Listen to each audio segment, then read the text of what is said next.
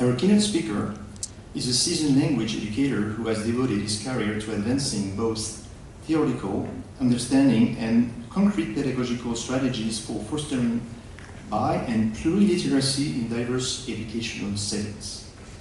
A full professor at the University of Ottawa, he has held since 2024 the OLBI Research Chair in Technology-Mediated Language Learning and Artificial Intelligence.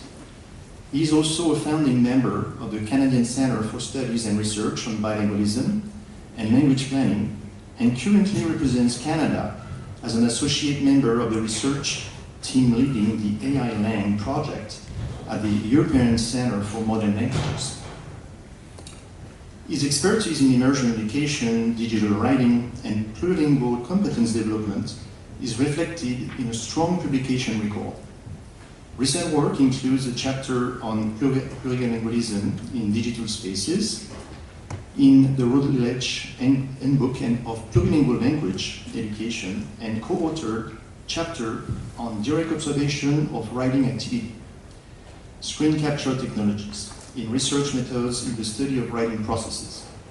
He is also a contributing author to the volume AI and Post-Secondary Education at the Intersection of Stakeholder Perspectives, and is regularly invited to speak at international conferences on the safe, critical, and effective integration of AI in language education. Please join me in giving a warm welcome to our distinguished guest, Jérémie Séror.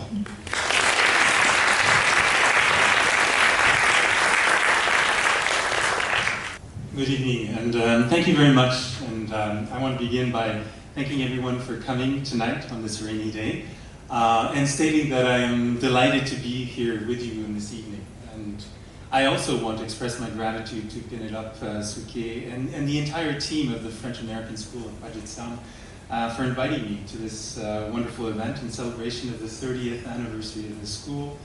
I'm honored to be here today, and I want to wish the school all the best and hopefully many years to come. I'm also very honored to be here with my fellow panelists and our moderator. It's a real privilege to be in such distinguished company.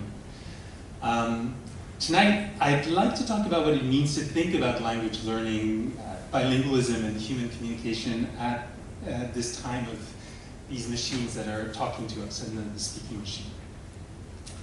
So, it has now been 3 years since, in November 30th, 2022, there was the launch of this little program called ChatGPT 3.5.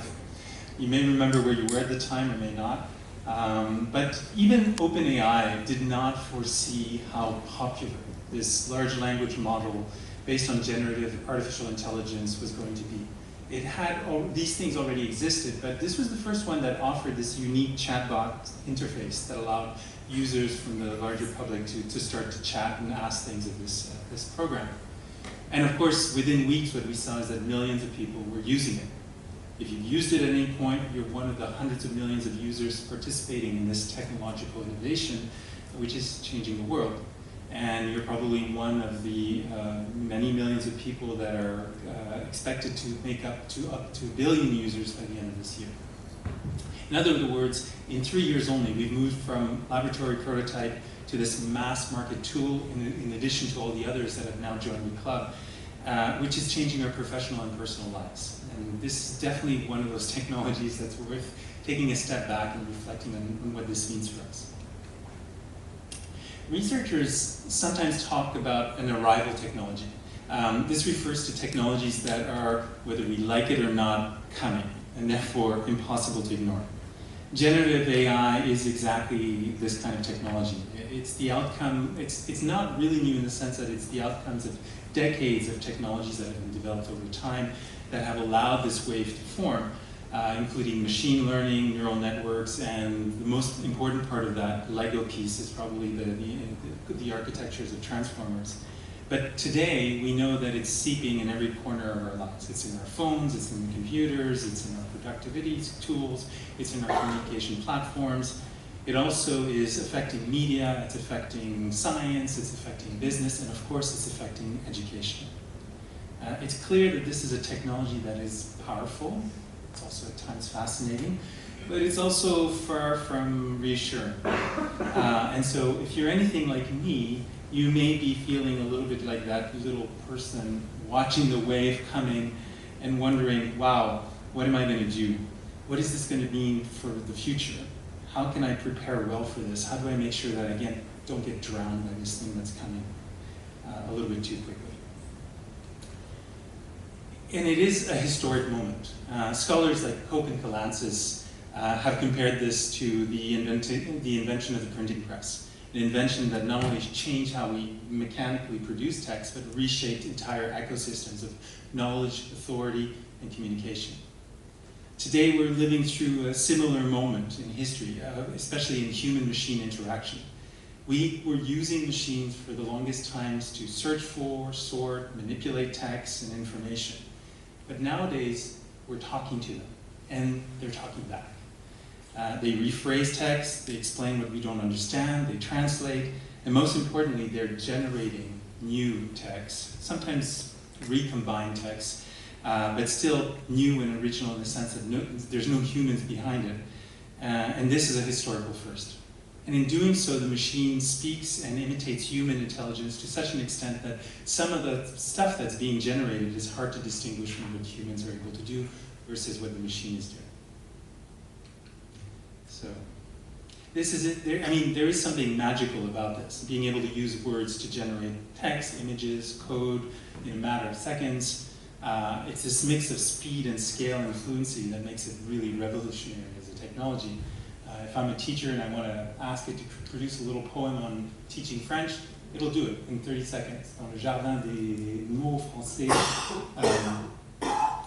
s'épanouissent les verbes et les sons sous la plume des professeurs par les règles s'entrelacent en douce danse, par exemple, s'entrelacent. Sympa. We can ask for a poem, you can ask for a report, business plan, you can produce images. They will annotate and analyze documents, transcribe audio and video recordings, propose personalized learning pathways, this is great for educators, summarize complex documents, and offer translations again. But, as with all versatile and powerful tools, the challenge is that you can do lots of things with it, but you can also do great things, but you can also do terrible things. The same tools that generates a practice test that can help a student do better and study and figure out where they need to work a little bit harder on some aspects, can also produce the ready-made essay that can help a student cheat and avoid learning and therefore ultimately hurt themselves in the long term. They can produce misinformation. They can produce these so-called hallucinations, information that's presented with a great deal of confidence and apparent authority, even though it's completely wrong or completely fictitious. This is a situation which has gotten more than one student in trouble, but not just the students. We've seen cases of lawyers who have been fined for submitting court documents which contain fake citations to case law, for example. So at the end of the day, as impressive as these outputs can be, it is crucial to underscore that we're still dealing with machines, essentially. They are, as Turing, using Turing's famous phrase, only an imitation of human intelligence. They do not think, they do not feel, they do not really understand the world as humans do, even if what they're good at is producing language that sounds like what we talk like, and what we like to use language for. And this ability is what creates this interesting paradox. They're not really thinking, but they create these attributes that we interpret, because we've been programmed by nature to use language in this way, to attribute intention, volition, even emotions to these platforms. We talk to the AI. We'll say, oh, it wants something, or it believes something. Some people will apologize to their AI and say, thank you for generating this for me. Some have reported, of course, you've seen this in the news, developing deep personal relationships with these platforms. These are actually natural human reflexes. We are programmed to use language in this way. But it also reveals this really dangerous bias that we have to essentially humanize things that are not human. And as a result, this kind of skillful way in which it uses language will mask the machine and its true nature. And it often leads, and we've seen this, whether it's adults, but we also see it, of course, with students, to overestimate what the tool can actually do and also underestimate our responsibilities and the care that we need to pay when we work with these machines. So a useful way to look at this is to think about approaching them with like a critical lens, essentially, and trying to really understand what we're working with. And a good way to do this is to use the lens of affordances. Gibson described affordances as the possibilities for action that an environment offers an individual, for better or worse. In other words, what does a technology invite us to do, or what does an object invite us to do? It doesn't always have to be digital technologies. And then sometimes, what does it quietly discourage us from doing? Koffer and Kamara talk about affordances as invitations to act. When we apply this to AI, we can ask, what does the interface make easy? What does it make invisible? What kinds of language practices are encouraged? Which ones are sustained? These questions matter because, as Taylor and others have argued, humans have always been shaped by tools. We are a tool-making chimp, essentially. And we don't just use technologies, we are shaped by them and we have evolved with them. Digital tools are just the next line of this evolution, and AI is part of it that's going to continue that long story. So paying attention to affordances is a way of paying attention to how these systems may over time actually shape us. Gavet is one of those key scholars that's worked on affordances, and he has suggested this interesting way of looking at it in terms of perception, what we see. On this slide, you see a simplified diagram that's inspired from his work. It contrasts what is actually possible with an object and what people perceive as possible. Some affordances are both present and visible, others are present but invisible. Some are simply not available, and others are things that people imagine they can do but in fact cannot. So let's take an example of a boy. And the boy is, in this case,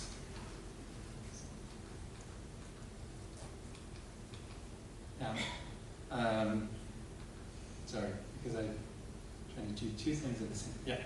Yeah.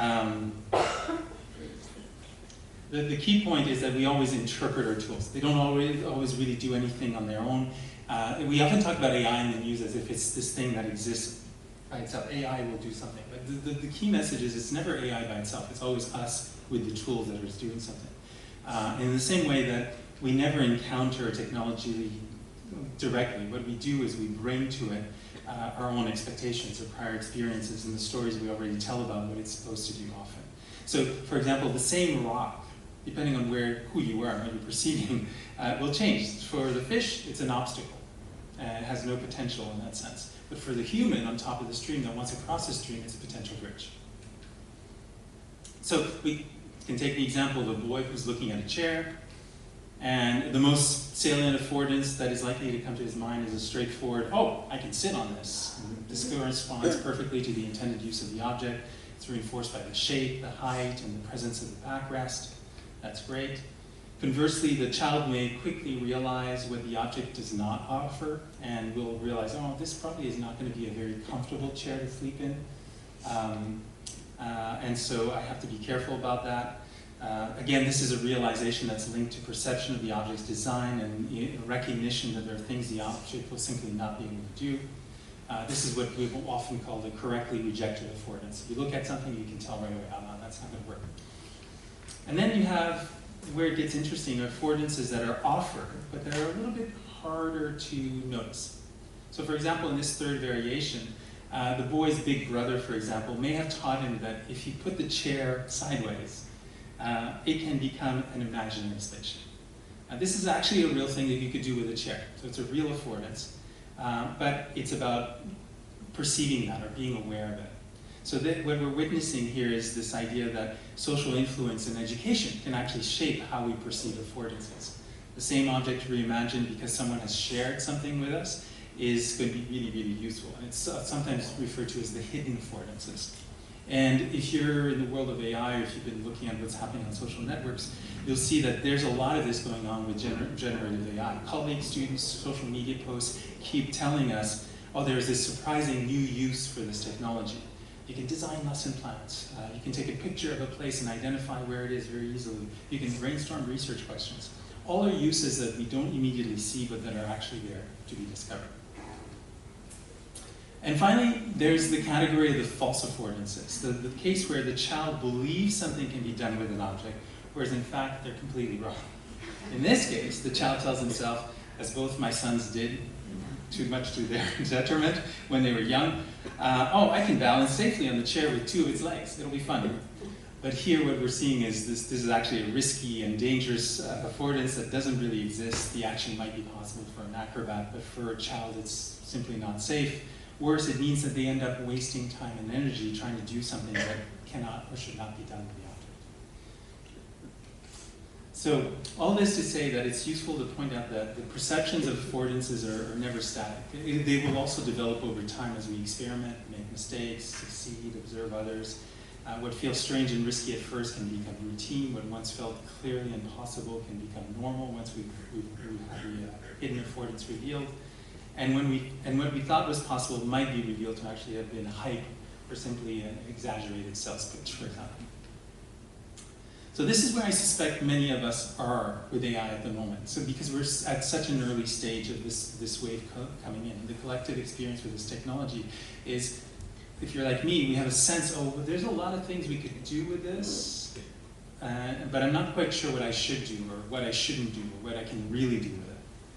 In a few years, we'll get better at it. Some of the current uses that we're using right now might seem naive. Others may become embedded in such a way that they'll become things that we don't even talk about anymore. And I think there'll also be those things that we'll discover were the false affordances.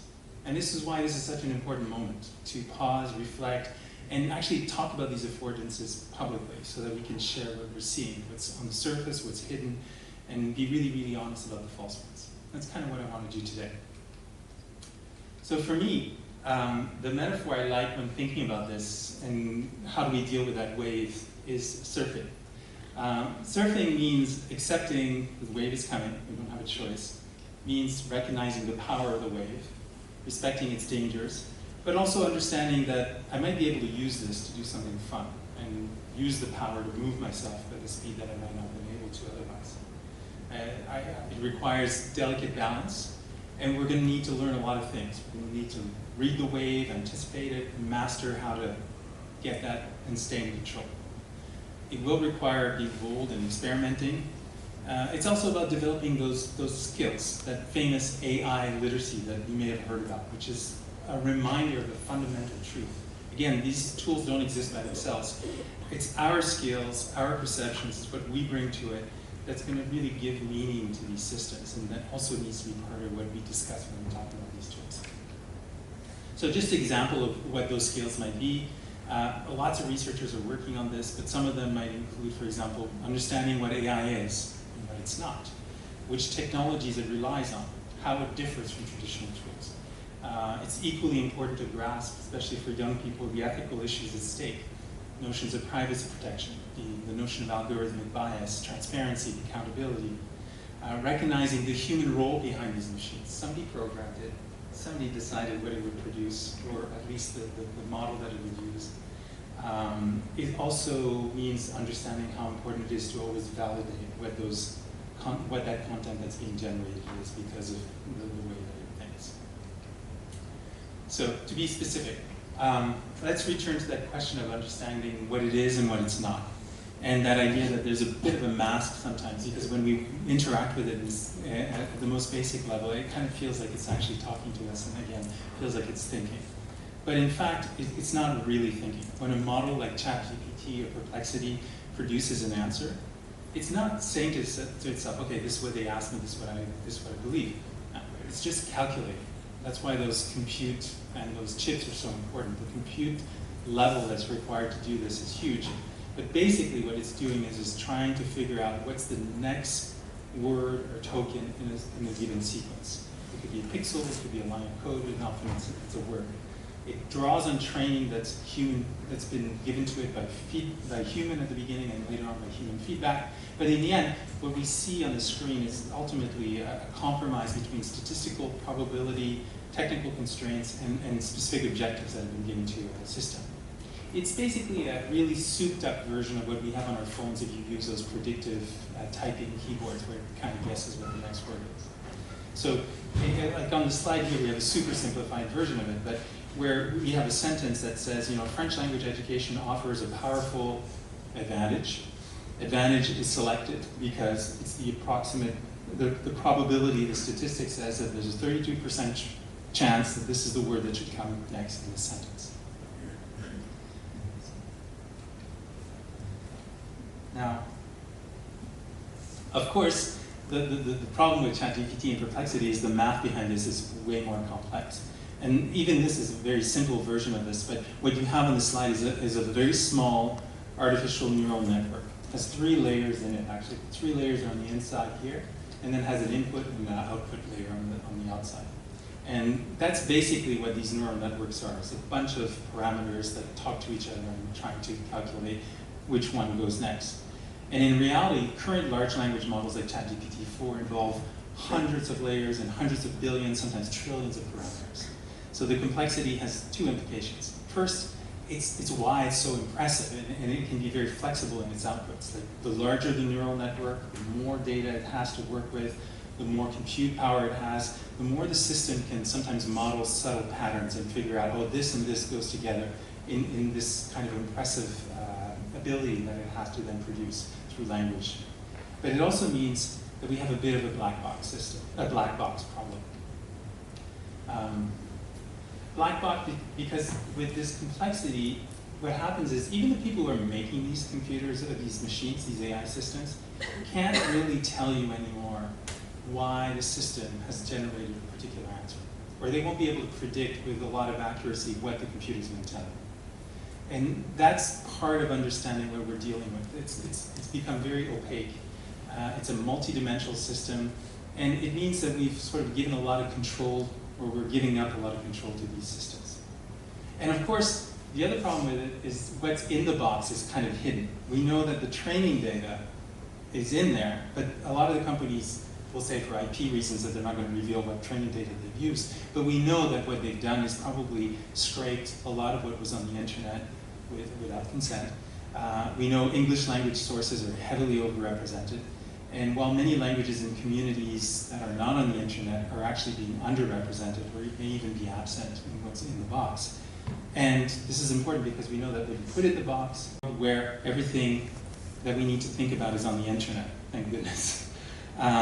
Moreover, because the models are very costly in terms of energy and computing power, they're optimized for speed and smoothness. This is part of the reason they're very good.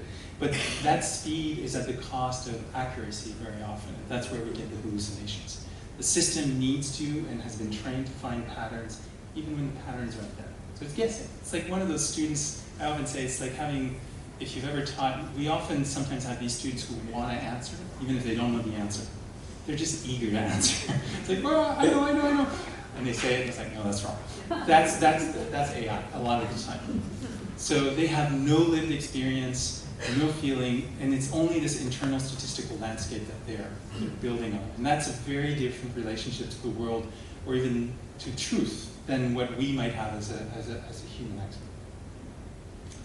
So put simply, what I like to tell my students, and what I would tell you is, and if you're talking to children about these things, is the problem with these tools is that they may be a bit clumsy, but more importantly, they're just really, really good smooth talkers. I may have to explain what a smooth talker is. But they're built to generate what we ask of them with confidence and a sense of expertise that's not always earned, essentially. When a paragraph flows, when the answer is really well written, we tend to want to trust it. Because again, we've been programmed for that a lot of the time as humans. But we need to treat it in the same way that we treat our car navigation systems. I love my car navigation system, but if you've had the experience, you know that they're very, very useful until the moment they're not. And this happened to me actually about a month and a half ago. We were actually in a car talking about AI with a colleague. We were driving in a tunnel underneath the city, and all of a sudden says, turn right, here. There's no right turn, but what it was doing is it thought we were above the tunnel on the top streets, and so it would have asked us to turn. Had we blindly followed that, we would have crashed. So we have to always take these things with a grain of salt, and that will not disappear, no matter what the companies tell you. The way it works right now, because it's statistical, there will always be a certain percentage of error, and so we need to be aware of that. We need to be the kids aware of that as well. I'll just give you an example of how this works even for languages and the kind of situations that might be of greater interest for language educators. But we know that translation is one of those things that people are very interested in. It has become better and better thanks to neural networks, for example. But it can still go off the rails. Here, what you have is an example of something that I did not too long ago. This is not like 3 years ago. On November 15th, I used Gemini, and I asked it to translate a sentence, which is in French, taken from a fictitious political speech. And the politician says, pour résoudre les problèmes de société, je vais vous dire ce qu'il faut. Plus de violence, plus de corruption, plus d'exploitation. The problem is the word plus, or which can be, in writing, can be ambiguous because it can mean no more, which is what he's saying in this case. You know, to solve society's problem, we need no more violence, no more exploitation, no more corruption. But if you add an S to it, it can also mean more. So there's ambiguity, which is usually revealed by prosody and by actually hearing the person talk and how they're talking and what they're doing, and paying attention to context, which is not something that AI can do, actually. So what you get is if you ask it, translate to English. Gemini was really interesting because it actually says, this is a very interesting statement. It seems to be advocating for harmful actions. Because the translation it came up with was, to solve society's problems, I'm going to tell you what is necessary. More violence, more corruption, more exploitation. That is not what that's not what we want. Those little problems are okay, but it's like the car navigation problem again. If this was a political situation and they were relying on AI to do the translation, this would be problematic. And if you think it's just Gemini, you may know DeepL, which is, that's a machine translation software. So this is, of course it uses neural networks, but that's a professional level machine translation software, which is highly respected. And I was curious to see what it would do, and actually, unfortunately, it came up with the same thing. It repeats the same problem. To solve society's problems, I'll tell you what's needed: more violence, more corruption, more exploitation. Now, of course, I chose that example deliberately because I'm aware of that problem of ambiguity and what happens when you basically are working only with text, which is what's happening here. But it's just an example of how things can go wrong. So if we go back to the affordance matrix, I think there are indeed these cases where users have sometimes shown that there may be a risk of perceiving things that the system doesn't really truly offer. So you have people say, oh, why do we need to learn languages? Translation's perfect now. We're in the world of Star Trek. We're not really there, not yet. Probably won't be there for a while, not with 100% accuracy. So there are these two false affordances that I think I'll focus on today. The first one, that AI is neutral, objective, and you can safely insert it between ourselves and others in important communications. In this view, the tool simply transmits meanings across languages or will draft a message on our behalf without adding any distortion. In reality, these systems are anything but neutral. Again, they're trained on data that reflects existing inequalities. Sometimes even when they're speaking in French, there's been research that shows that the French they're using has influence from English. So it's like English has been translated by the machine into French, but it's not even it's not real French in the way that a real French person would speak. And of course, they've been tuned according to priorities that may not be the priorities of educators. They're often the priorities of the company that wants you to keep subscribing to it every month, which is one of the reasons they're so social and they make you feel good. Oh, that's the smartest thing I've ever heard. That's part of that, what's going on here. So when we let them speak for us without supervision, we allow those hidden choices to become our choices, which is a problem. Doesn't mean we shouldn't use them. It means we just need to treat them as the powerful and partial instruments that they always have been and that therefore need to be double-checked. And then the second false affordance is the idea that these tools eliminate completely the need to learn languages. After all, if an app can translate anything instantly, why spend years learning French or English or any other language? This question, of course, is shocking for language educators such as myself, but you do hear this quite a lot recently in the news, from students, of course, sometimes, and sometimes even from leaders, which is highly problematic. Because as you'll see in the next few slides, that is absolutely a false affordance because it misses so much about what learning a language is all about. What do we do when we learn a language? To counter these false affordances, I think it's really important to sort of cultivate the right understanding of what's really going on and how we can actually use these machines maybe more safely. And here, like, I'm not the only ones who said it. Ethan Mollick, who you may have heard of, has described this as co-intelligence, or essentially he says the best way to use these machines is a collaboration. The goal is not to replace humans, but to conceptualize a relationship or a partnership where we can generate things with it, but we retain the responsibility. We retain the intelligence. The intelligence is with us. And the ethical decisions are with us as well. From this perspective, technology functions as an amplifier of our capabilities rather than a substitute. And to make this notion of co-intelligence more concrete, the metaphor I like is the exoskeleton. You may have seen these in science fiction movies, but they actually do exist. Often it's for people who have mobility issues. Either they've had an accident, or sometimes as we get older, it's harder to stand up. And you'll see, for example, in Japan, they have these sort of pants that you can put on that will help you move a little bit more easily if your muscles have weakened. I like this image because, importantly, an exoskeleton without someone in it is nothing. The exoskeleton only works once the person is inside, and what it actually does depends on what the person is trying to do with it. And it's a powerful reminder that the expertise of the people inside the robot really does matter. And we've seen this a lot. Like if you put a 70-year-old woman in those pants, she will move better, but she'll still move like a 70-year-old woman. But if I put an Olympic athlete in one of those pants, they will do even more. And we've seen that also in research. People who do vibe coding, who are using coding and sort of augmenting their capabilities, amateurs can now code little programs with it. But the ones who do the best work are people who are coders and actually understand the system. Same thing with writing. You can ask it to write something for you, but the best people are the people who have actually trained as writers and they're able to develop the best partnership and really control the robot because they've got the internal skills to work it.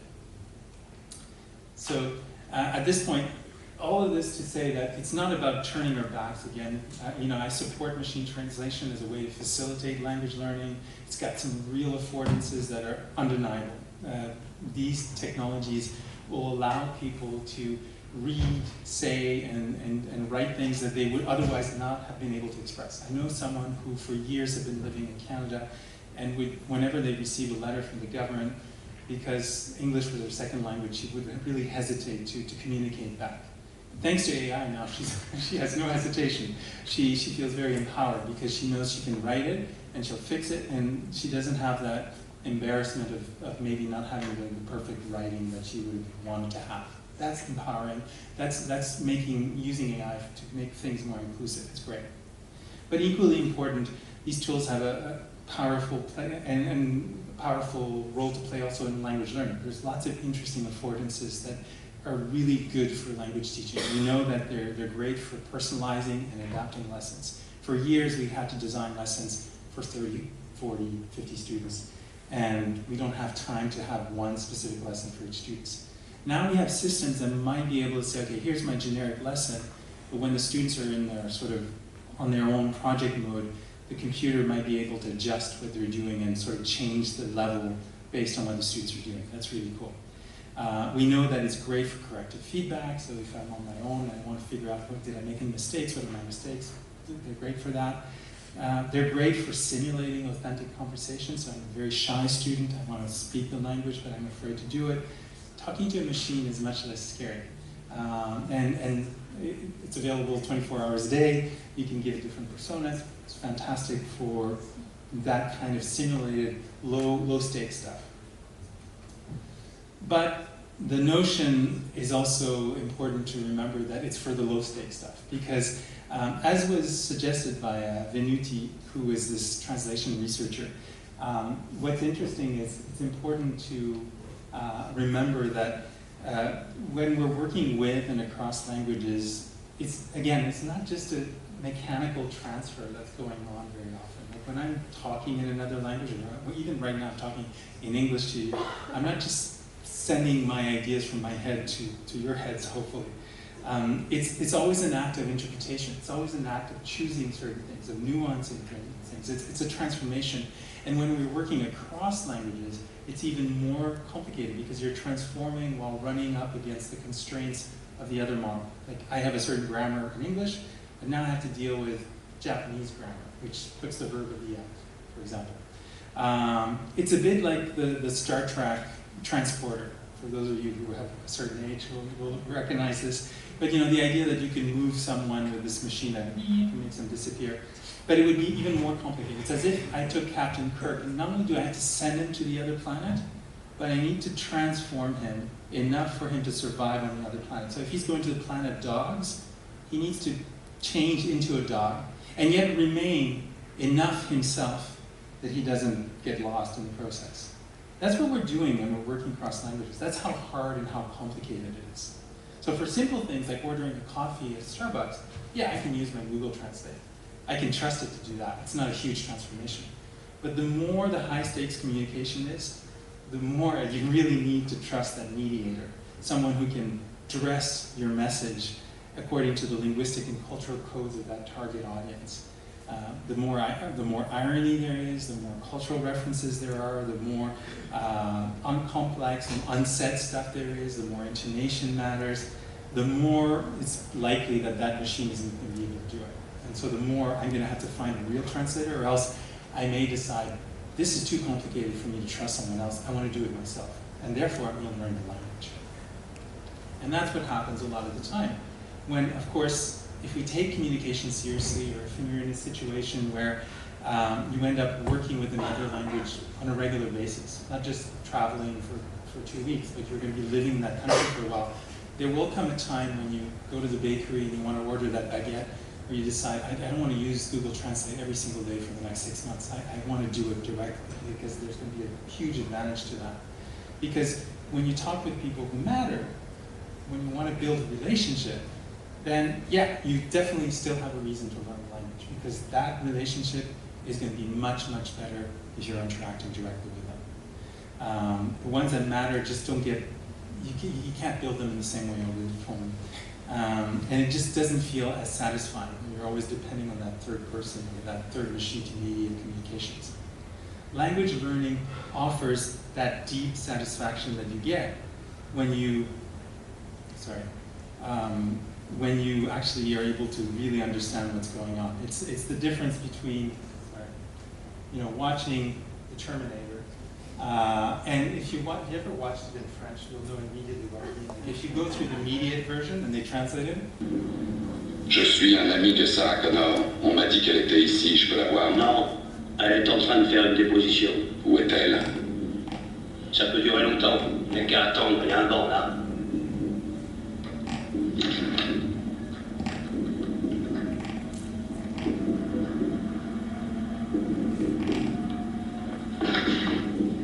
Je reviendrai. It's just not the same. Not the same. And it's the same thing, like if you listen to the Ode to the Nose, La Tirade du Nez de Cyrano de Bergerac in English, it can be really well translated, but you will lose the rhythm, you will lose the unique, there's a rhyme that happens with that theater that is completely gone in the English translation, and there are plays on words that are gone, and so the beauty of that direct connection is valuable personally for the enjoyment, and even professionally, because of course, if you are going to be working across languages to do stuff, like real stuff, like you want to sell a house, you want to communicate a language and persuade people, you're not going to be able to do it with your phone. You're going to have to, the real estate person who speaks the language of the customer will sell the house. The person who doesn't will have a much harder time to do it. So our children who are learning multiple languages will be more powerful as a result of this. Because what's going to happen is, ultimately, that's what we want to get them to. And then of course, the more we take these things seriously, the more, we realize that as you learn another language, there's something else that's remarkable that happens. It's not just what I can do with it in an instrumental way. In a world where AI is actually presenting a very worrying tendency for people to essentially offload their thinking or let the machine do stuff. It's a little bit like when cars came along, where some people got a little bit less active and there were consequences to that.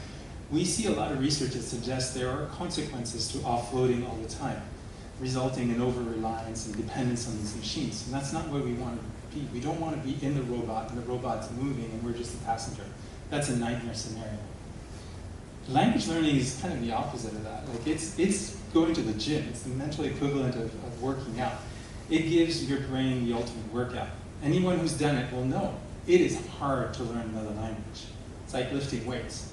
But because it's hard, it also empowers you, because you quickly realize that it's not just getting a message across once again. It's cognitive, it's emotional, it's perceptual, it's identity shaping, it's cultural, it's even a moral experience. Because what this means is you're essentially deciding that you are going to make the effort to connect to others. You are making an effort to keep a language alive by using it.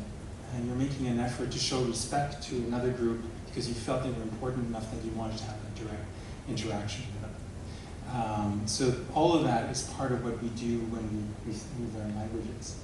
And that means we become stronger. We become better people, better, more efficient. The tolerance to ambiguity, the resilience, the ability to understand that, oh, not everybody says this thing in the same way.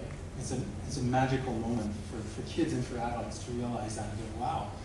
And that does kind of change your operating system in a powerful way. And then what happens is you're increasing the palette of your meaning-making systems, which is great because the next time you want to say something, you can draw on more than one system. So, so what does this all mean for bilingualism in 2025? Oh, that's telling me that it's almost time to stop, which is perfect. We're almost there. Bilingualism is undoubtedly going to continue to rely on both language learning and translation, and it is going to rely on digital technologies. And these technologies are going to definitely transform what have been traditional practices. In some ways, it's not new for education. Technology has always been part of it. Television appeared, and changed how we teach, computers appeared, internet, and so on. But what the presence of AI doesn't erase is the need to address the value of the diversity and the effort that the children and the students are making when they're doing this. And trying to make them realize that it's not just, these transactional things that we're doing with languages. It's so much more than that. Again, very often it's very easy. Once someone actually experiences language learning, they realize that automatically. The people who say you don't need to learn a language are often the people who haven't never learned a language. And people are saying, well, we don't need to learn languages anymore. We'll translate everything. I often say, okay, let's imagine we're all speaking Chinese now. You're going to be translating from Chinese everything. How will you feel? Do you want to live in that world? I don't. I want to live in the world as it is multilingual. And I want to keep it multilingual because we know that each language offers a different piece of the puzzle. It also means I can watch, the Terminator in its original language and enjoy the "I'll be back," not "Je reviendrai." It changes how we support the work of working with and across languages, and in the best scenarios of adding them to our repertoires. So this transition will take work, and I'll be the first to tell you that we should plan its execution rather than simply hope it all goes for the best. This is a big issue for me right now. What I mean by this is we need to invest in developing those skills, those surfing skills, the literacies, and I think that means educating the teachers, which can then educate the students so they understand these tools, both the hidden and the false affordances. We have to encourage experimentation, but also insist on transparency. Unfortunately, what's happening right now is a lot of this stuff is happening in kind of a secret way because people are not sure what they cannot do. There's a lot of stigma about it, so there is no transparency. But especially for educational settings, we need to have these conversations because we want to ensure that the people at the heart of those processes, the ones that are doing the transformations and the ones that are going to be affected by all this, are part of the conversation. Students, teachers, parents. We don't want it to all be decided by private companies who will define how we're going to deploy these tools. If we do this, I think we have a better chance to ensure that human voices, choices, and expertise in languages, rather than machine choices, will remain at the center of this evolving ecosystem and the next step in this evolution. So with this, I will end. Thank you very much, and thank you for your time.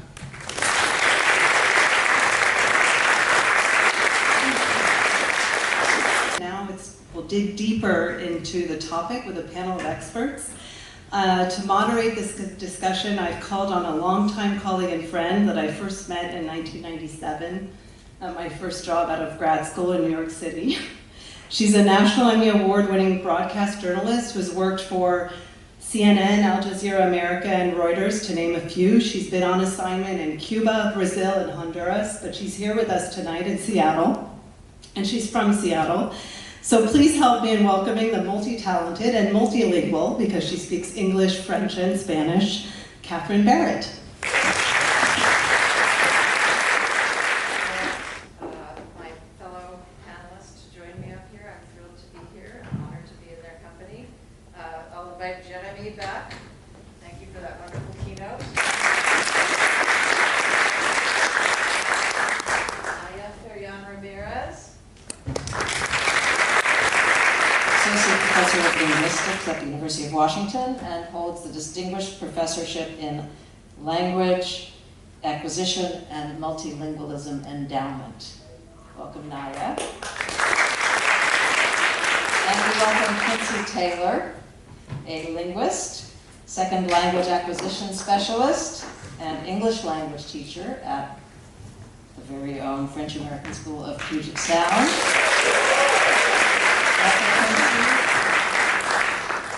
Naja, what lived experience or passion drew you into your studies and application?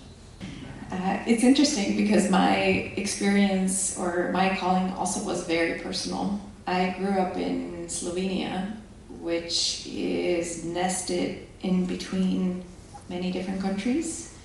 And we would drive to Austria to buy groceries, we would drive to Italy to buy clothes, we would drive to Croatia to go swimming in the summer, and then to Hungary every now and then. Everything was about an hour away, and there were different languages. No matter what direction you went in about an hour away. And to me, it was just so normal to hear and communicate in all these different languages that I never really thought about that being anything special or extraordinary until I went to study in the United States at Brown University, where I landed in my major, and all of a sudden nobody spoke anything other than English.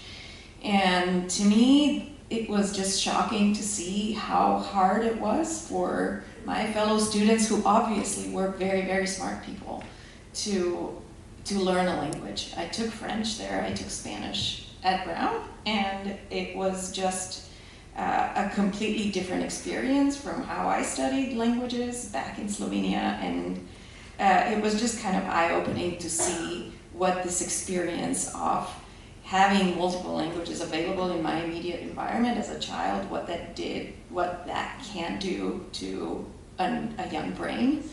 And I happened to have been in a neuroscience major at the time. And I chose neuroscience not because of linguistics in any way, but then somewhere around junior year, I kind of clicked that language actually has something to do with the brain. It took me a while to really connect these two things, but then I did, and that's kind of what then sent me to graduate school, and the rest is history. Yeah, thank you. I think I'll ask you a little bit more about some of that later. And Quincy, for you, what lived experience or curious journey led you into linguistics and language education? Well, being from Texas, you would think that it would be Spanish, but it was actually Tagalog. My mom's best friend, she was just from the Philippines, so she spoke very little English. So she would babysit me, and she was teaching me Tagalog to know if I had to go to the bathroom and things, of course, that you have to know when you babysit. So I was learning Tagalog along with English at the same time, and my mom actually thought that I had speaking issues, a speech impediment. And so her friend said, no, he's speaking Tagalog. So she was like, no, we can't have him speaking Tagalog, he needs to learn English. But that's, again, one of those perceptions that, we're going to put this language aside because the child's going to get confused, but it really opened my mind at the time, and to be receptive not only to languages, but of course, the culture that comes with the language, because, I got to know lumpia and pancit and all of these, these foods. I was drawn to food. I guess that's one of our common languages. And so with that, of course, there was still the Spanish that was surrounding me in Texas. So by the time I got to high school, I was learning French. I took 2 years of French in high school, and then I continued along to do a linguistics major in French. It was French linguistics. So that's my journey. Thank you all. Can we check if we can get one more of these mics working, maybe? Just we don't ask quite so much. I'll start off with the positive, which is to ask, what would each of you describe as the current or potential positive to the use of artificial intelligence in language acquisition and language education? Quincy, we'll start with you, I guess. Start with, give the mic back. You have the floor.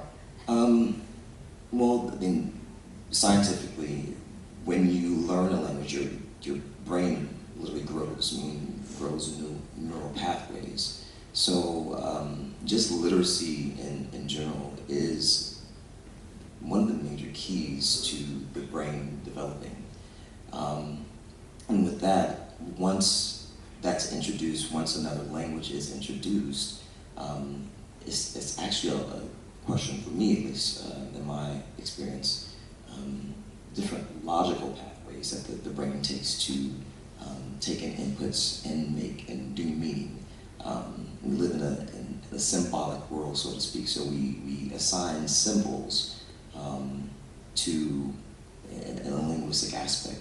So not only just having your native language to foster that and to have a good foundation, once the second language acquisition is introduced, that heightens and expands that learning language process and just the reasoning capabilities that come with that. Thank you. And Naja, how do you see, either in your research or just in literature, what could be the promise of artificial intelligence in language acquisition? It's probably not a promise that might play out in the youngest language learners. I don't know.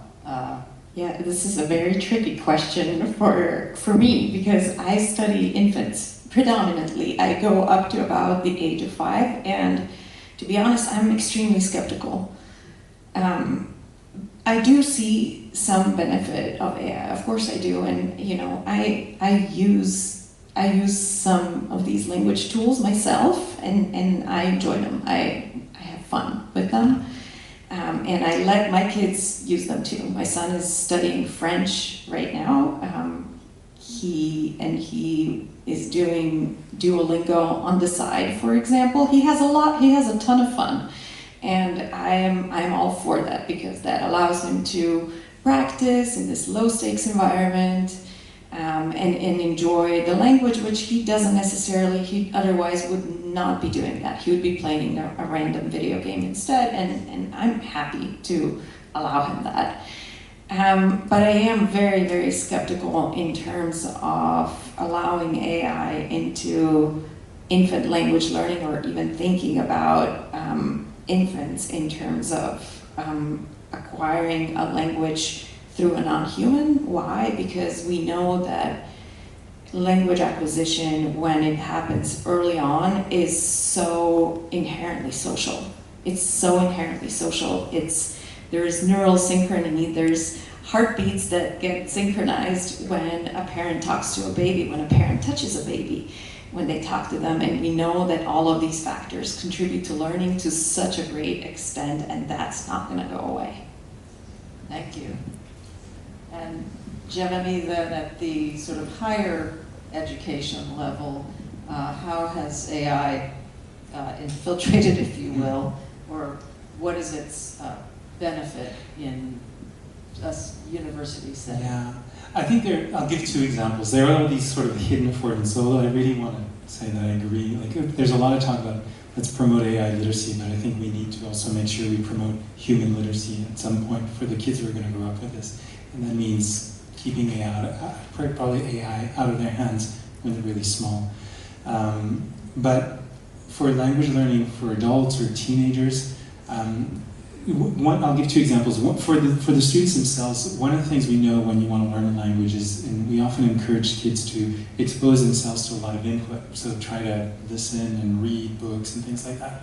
But we know that one of the obstacles when you're trying to read, for example, a new book, and if you're doing it well, you want to engage with it, is once in a while, because it's in a different language, you don't understand what it says. And so that can be an obstacle, because if you experience that obstacle too much, you kind of get frustrated, and then after a while you give up. What AI does allow some of the students who know how to use it well, and use it not just to download their thinking, but actually rather to sort of expand their thinking, and they'll say, I'm not quite sure I understood this sentence. Can you tell me what you think this means? Position yourself as an expert in French literature. And then all of a sudden AI explains, this is this and this, and this is the why he says this. There's a French cultural notion that's interesting. And that, I think, makes it a little bit possible to add these almost like wraps into real, authentic material, which I think is really important, because that's why we want to learn languages. We don't want to learn languages just to do French class French. We want to use languages to do things in the real world. And the real world is messier than what we do in the classroom, and AI can offer those supports. The second example, and I think it's more useful for parents or teachers, is the other thing we often tell students is, because we want them to expose themselves to a lot of that language, is go out in the real world and expose yourself to the language. So read books and find or buy books for your kids in French. But the problem is, what books should I buy? Or if I live in Seattle, and I'm not even sure if there's a French bookstore in Seattle, to be honest. Even in Ottawa, there's not many of them. I mean, the best scenario is you would go to a French bookstore, and there would be the bookstore owner are wonderful, because they can say, I consider that my child is 7 years old, loves elephants, and has this kind of reading level. What do you recommend? And they'll be able to, if it's a good bookstore, they'll be able to help you. But a lot of parents don't have that. AI can help with this, because we know it's a big data bank of information that they scrape from the internet. But if you ask that prompt carefully and you say, I want you to position yourself as an expert in children's literature. I'm looking for a book for a child who likes elephants, who's reading at grade 2 level, and who wants something that has a bit of action in it. What would you recommend? It can be very useful for that. It'll be a compass. I always say it did, because you have to double check the answer. Sometimes they'll say, this book is wonderful, and it doesn't really exist. But again, 80% of the time, it'll actually find books that are like pretty good for what I was looking for. So that customizing and identifying sources is really cool. Thank you. Has artificial intelligence and these technological tools already changed the way students approach language learning, whether it's their expectations or their practices, their habits? Quincy, do you see this in your classroom? Well, in my classroom, no, because I teach 2nd grade. Okay. And so, and as a whole, I think much as Jeremy was saying in the talk, this is a new tool, and so erring on the side of caution, especially with younger minds that don't have the critical thinking skills developed quite there, to know what this tool is and to know how to not let it supplant human agency in the process of its usage. There's not usage of AI in the classroom at the 2nd grade level. And even at the middle school grade level, there's not that, I wouldn't say that much. There may be an introduction to, this tool can help with prompting for ideas, but no, there's not much of that. So at the lower levels, there's more of the critical thinking piece, and that's, again, where second language acquisition can even help in that. What is the equivalent? I have studied a little bit of translanguaging in my graduate program, so getting young minds to know that there is an actual switch that is there for translating, and not that it just happens automatically. They become aware that they are bilingual and how bilingualism actually it works in the brain. So, and this is all patterning. I mean, the language models are also algorithms or patterning as well. So I think that on this side of things, a program could be developed for a critical thinking type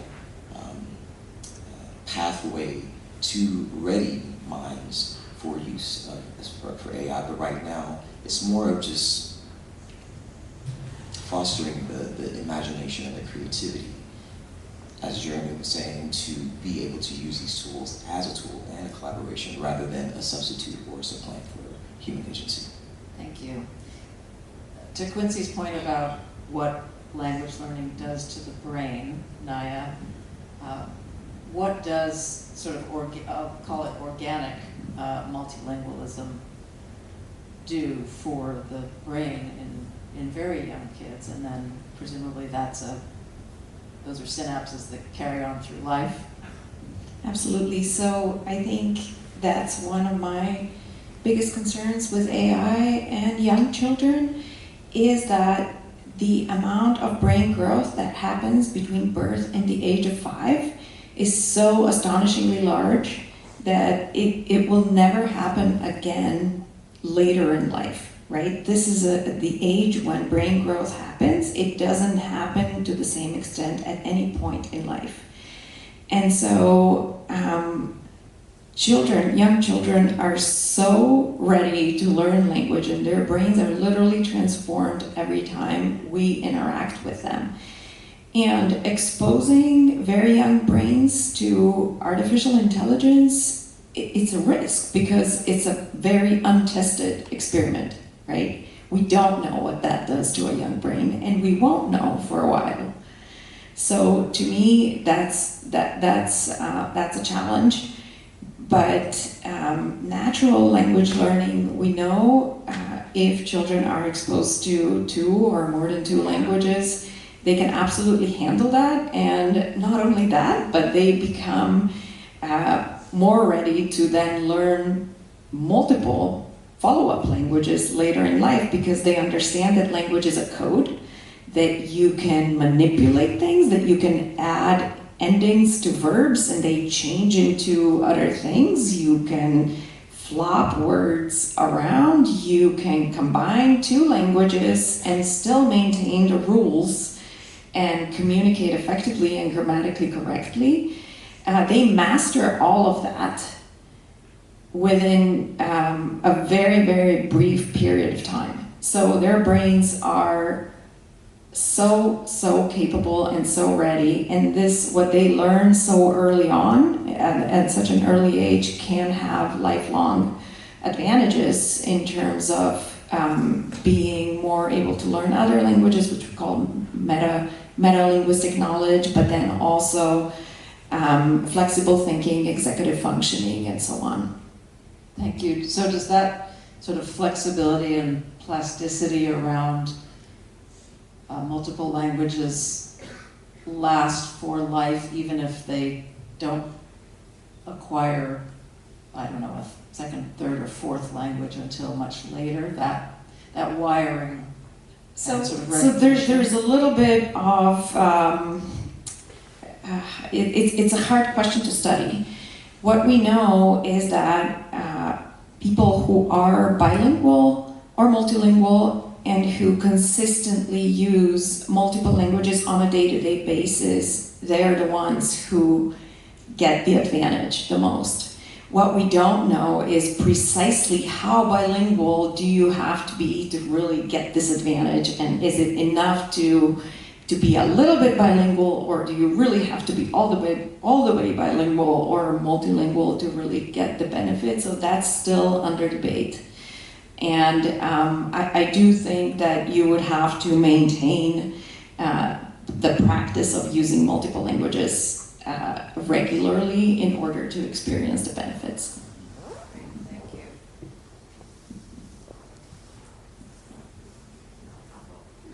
Now I'm out.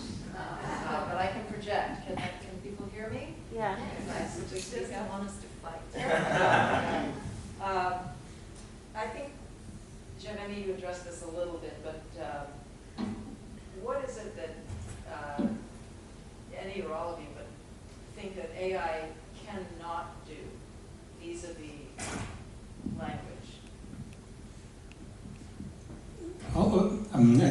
ultimately it cannot create relationships. And talking about what happens when a mother or a father or a caregiver talks to their kids, we say things, but we're not just saying something. We're encoding a whole bunch of things, like our feelings, our hierarchies, what we believe is important, what is not important, even how we say something, whether we're standing or not standing. So if you go to different schools all over the world, it's always interesting to see how teachers speak and what they make the students do and how quiet they have to be. And that's all about encoding these larger messages about who I am, who you are, and the bond between us.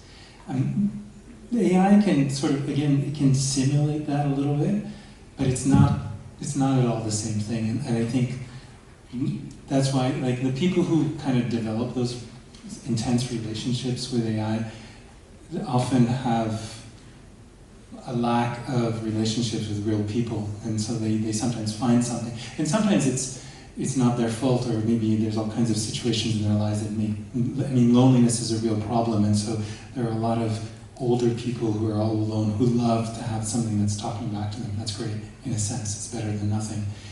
But it will not be able to recreate that real thing because it doesn't really understand you. It will not be, those neural networks are complicated, but at the end of the day, they're limited, which means that it remembers a certain thing up to a certain point, but once you get past it, that conversation number 25, it means conversation number 1 is gone.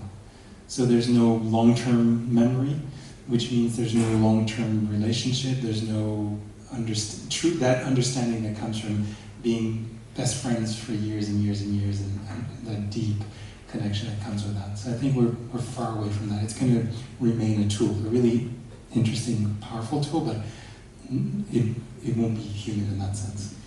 You say we're far away from that, but is that something that you can imagine evolving to a degree that... Technically, right now, we know that, like, the companies are excited by it, but we already see that they're running out of literally energy and compute power. Like, they don't have enough chips. The data centers that are required to even do what they're doing right now are enormous. And again, so what it means is that even the most powerful, most expensive model, like ChatGPT-5 or Deep Perplexity, whatever it is, or Claude, are limited. And that's the richest companies doing it.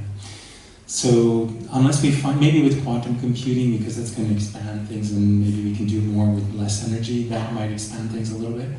But while we're with that, like, we're physically limited in that sense, I think. And then the other thing is, what makes us human is we also receive input from the world in many, many, many more ways than just text or numbers. Like, it's the smells, it's the feeling of the body, it's the temperature, it's the touch, which is so important. And that gets encoded in our memory and in our brains in ways that is really important. So that input, that rich input, makes us who we are. We are far, far away from a thing that could actually memorize that much input and then receive that much input in the way that we do. So again, we may be running up against a wall. There might be a breakthrough at some point, but I'm a little bit skeptical that it's going to come. And perhaps slowing the evolution is not a bad thing. Exactly. Quincy, you wrote or said something that I found interesting, which is a nice segue from this, that bilingualism cultivates empathy, reasoning, and creativity. Say more about those soft skills and the role of bilingualism in social and emotional learning. Well, to echo Jérémie and Naja, especially at the younger ages, there's what's called neural mirroring, and this can be seen when a parent smiles at their child, and the child smiles back even before realizing that they're smiling. And so that is a key to empathy and the bonds, the empathy, just the relationship, the totality of a relationship that happens with language, the exchange. As I said before, one of the universal languages we say is math, but it's really food. I've asked a question before: what is the common food that exists most across most languages? And after thinking, I say beans and rice. You can always present pretty much beans and rice in every country, and it's kind of understood. I mean, there's variation, of course, but those are some of the things that you get with the cultural exchange, with the words. And even in learning a language, if you're not proficient in a language and you have someone willing, because they see you willing to learn a language, you form a bond from giving or putting the effort forth to learn the language. So there's, I mean, the advantages are innumerable from just the experience and the journey that a person takes from learning. I mean, for example, I do speak French, but I've learned Italian and Persian and some Spanish, and in each of those interactions, there's something fresh and new and an appreciation. It's a value system. It's not just transactional. It's not because I just want to say, you know, yo quiero Taco Bell, you know, which was a slogan for you know, a taco. But it was very transactional. So beyond that, you get to really learn the value and have those bonds. It's relational. It's about building a relationship, not just, as you said, a verbal transaction. Jérémie, I'm curious if you could address a concern. I've seen that somewhere, that AI software, in fact, can exhibit, I don't know, inherent bias against bilingual individuals or users. So there are big concerns about the training data being principally monolingual or English dominant, which means that it encodes, like, because it's made by humans, and humans that have biases, these machines have biases as well. And the types of humans that make them have particular types of biases, and those get in there as well. So it's really interesting because there's a kind of a paradox, because in spite of all of that, it's still very multilingual, and so you can do really interesting things like ask the AI, you know, my native language is Persian, I'm having difficulties understanding passé composé, explain it to me knowing that I speak Persian, and the AI knows enough Persian now to be able to say, well, this is how it works in Persian, this is how it works in French, this is how you might be able to understand a little bit better, which is really cool.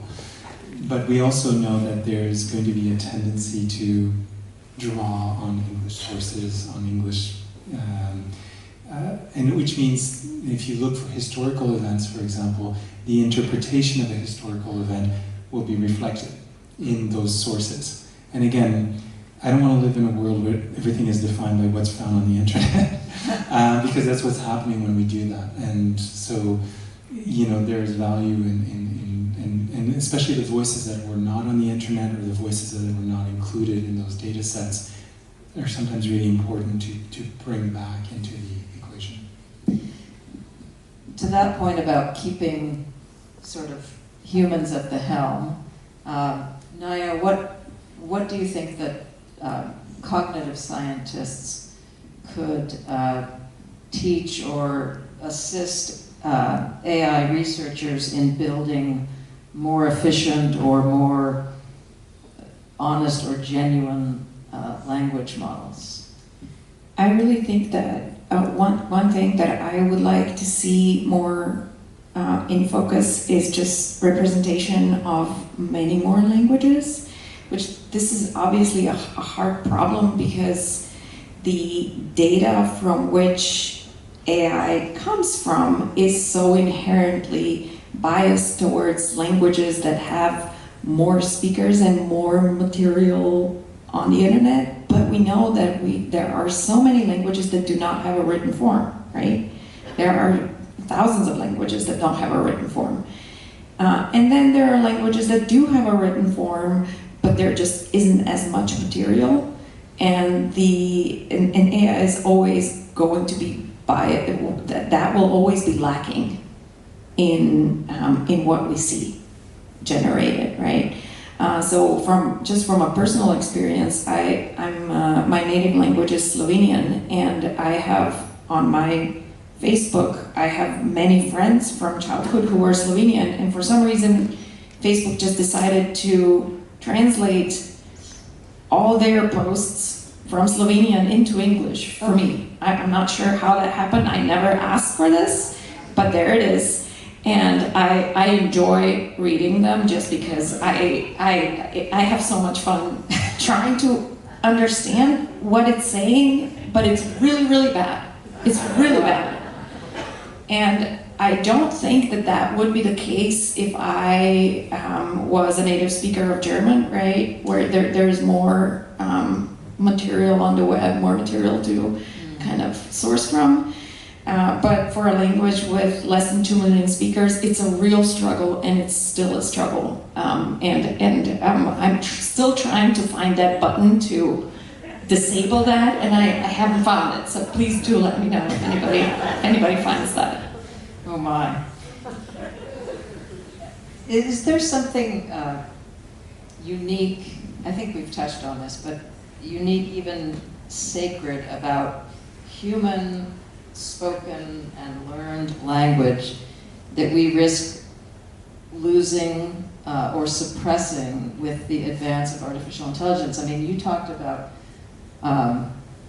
the cognitive processes of acquiring a language. Well, if people can acquire a language without using that part of their brain, or you use the example of driving and people don't exercise as much, if we stop exercising those parts of our brain, do we risk losing them?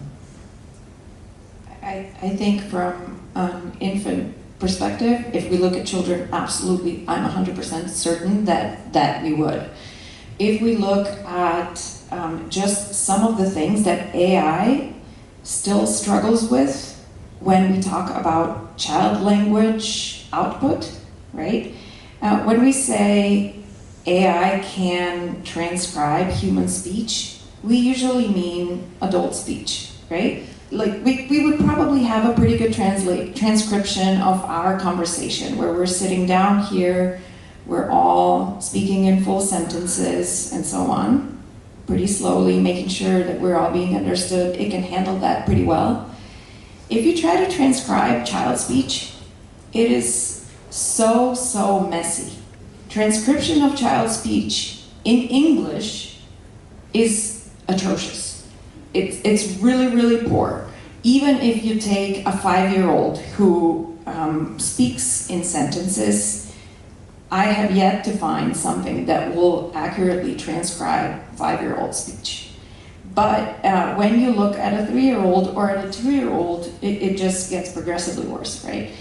And even parental language input, that can be transcribed in part, but what technology can't do is tell us whether a parent is actually talking to the child or whether that child is just overhearing a conversation. There is no technology that can tell us whether the speech, parental speech, is child-directed. But we know from cognitive science, from neuroscience, from linguistics, that children learn so many times better from child-directed speech than from overheard speech. We cannot recognize that when they are using high-pitched tone of voice to address a baby, like, "Hi baby, how are you?" If male speaker says that, technology says that they're a female. So we're still struggling with pretty fundamental things that we know are very critical to infant language learning. Interesting. Though to be fair, I do remember the days where I was the only person who could fluently translate what my 2-year-old was saying, and other people would say, "Yes, he said what?" Yes, but parents are really good at it. And the nice thing about it is that they will respond to that. Parents are teachers. They understand their 2-year-old, and they respond contingently to that, meaning that they are the ones who understand, who can then continue that conversation. Technology will have a hard time with that. So I'll ask this to each of you, or whoever wants to jump in.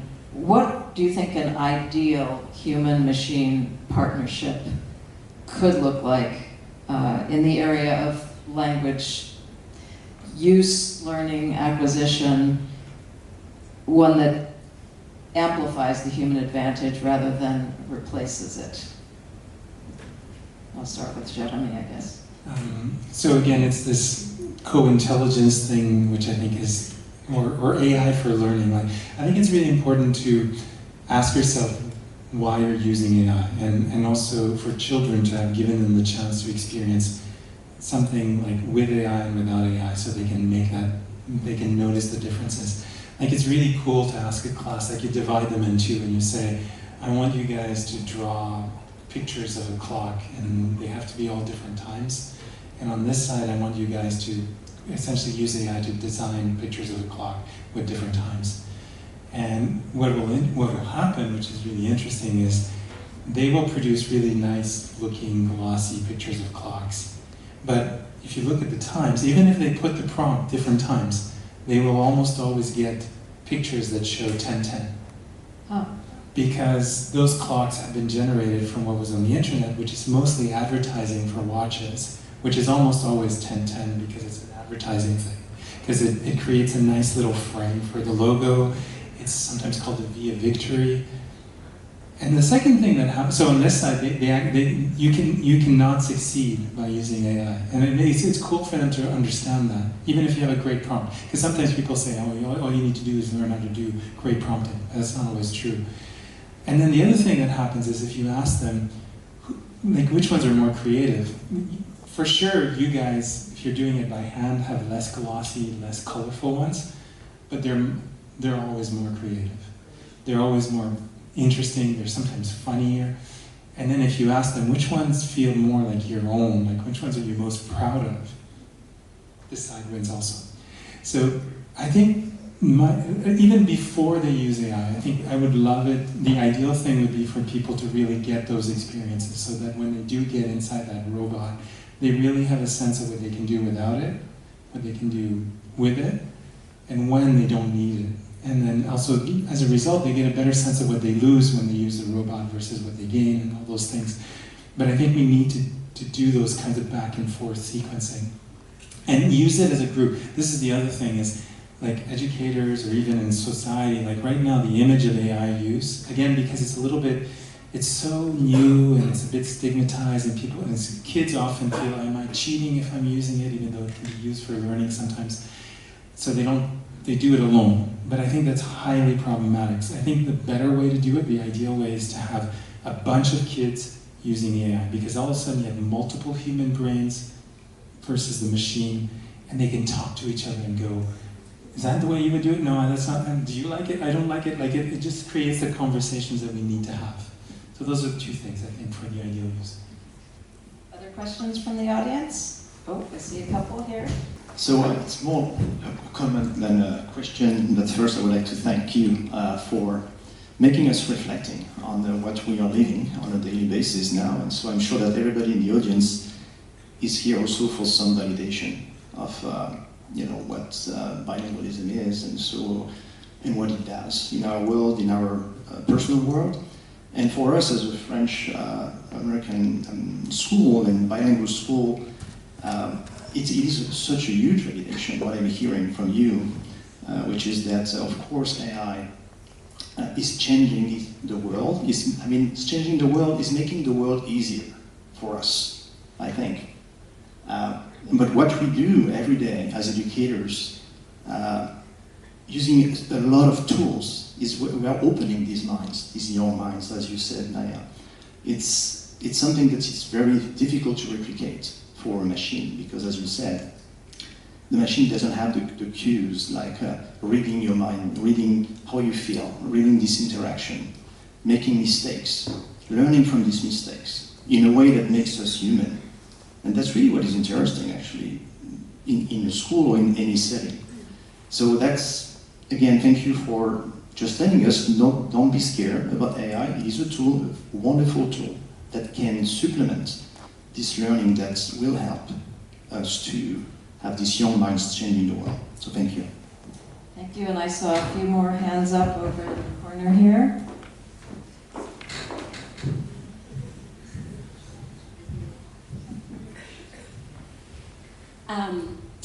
I have a question as a parent. So I also speak a couple languages, but when I was growing up, it was quite obvious because, you know, switching from one language to another definitely brings advantages.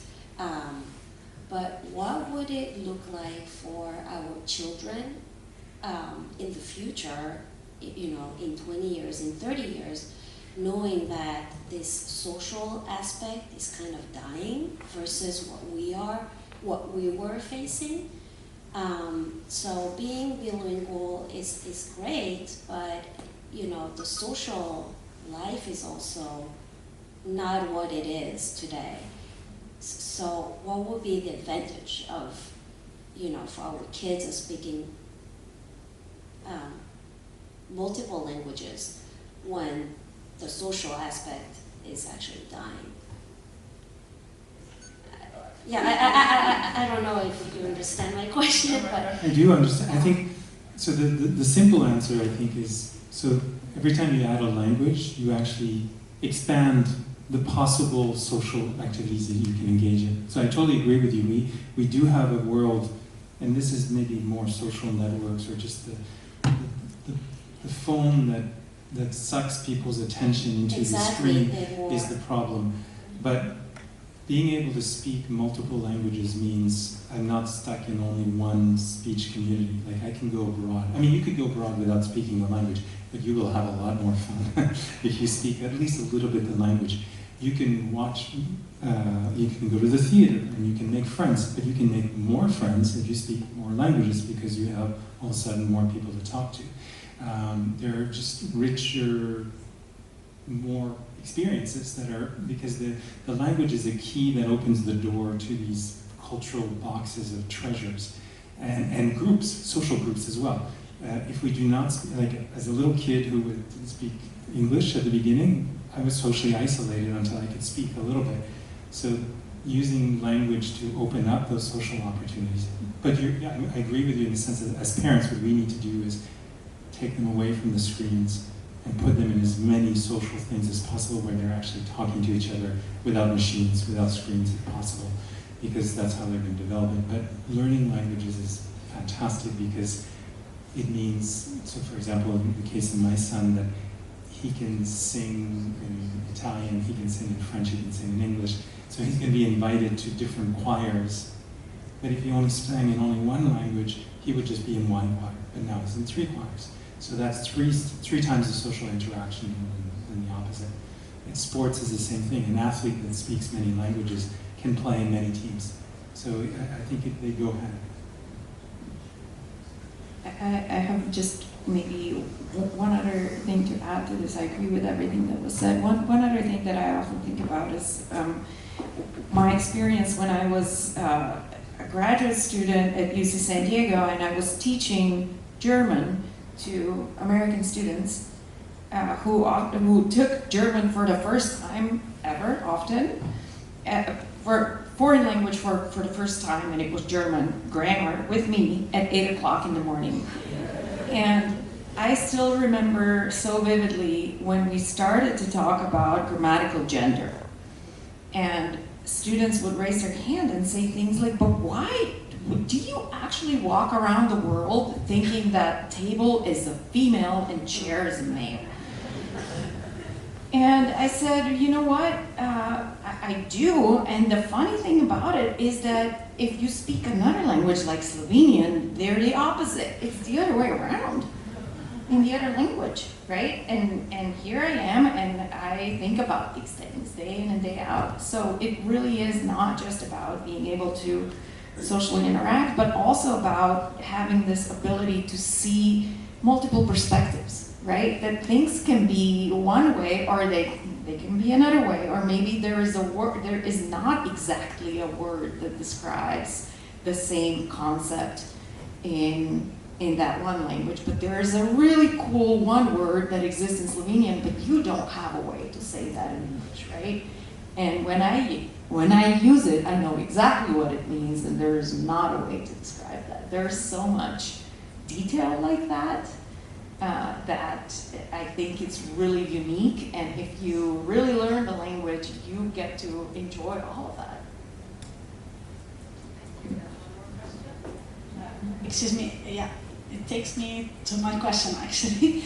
I'm multi-lingual also. I speak Arabic, and I echo what you were saying that for feminine, when you say table in French, let's say, it's as if you're talking for the girl, and it's different, right? I'm talking about before, when we used to learn about how to teach a language and all, we were talking about always having a structured language to learn it and all. And whenever we had kids, because I teach little kids also, switching between languages, as you were saying now, picking the right word and to use it in another language, it used to be wrong. But now with the researchers, we found that a kid who can do that is smart, actually, because there's something happening inside. What about adults and AI? Because most of teens now who are multilingual also switch between languages in the same sentence. Do you think, I don't know, maybe you don't have the answer yet, but do you think AI can do like a right translation of a full sentence with multilingual? Because it's an interesting question. Quincy, as far as having the knowledge of AI to do that, I'm not quite sure, but I know that there's research in translanguaging, this pedagogy called translanguaging, where the study is with a population, pretty much kids that have been studied, and they are encouraged. A lot of the time we focus on monolingual education, but with the translanguaging, it's encouraged, the pedagogy encourages the language that is already existing to reinforce the language that they're learning. And a lot of times they switch between languages, but it's seen to be a reinforcement to actually make that bilingual switch stronger, so that they can be conscious of when they're making the change between the two, or not if they're within a community of other multilinguals and they choose to, switch at any given moment. It's their language. But as far as the machine learning, I don't know. What do you think? Last year was the first time that I found a piece of software that can, I agree, probably wouldn't be able to transcribe little kids, but it can actually transcribe adults who do code switching, which was really cool. I was really impressed. You still need to read the transcript carefully, and it's clearly high level, really hard, and a good part of my hard drive, because I do it on the computer because it has to be private, but a big deal of my hard drive is filled with this really complicated model that allows it to do that. It's a multilingual model, but it is pretty impressive. So it's cool that it can do that.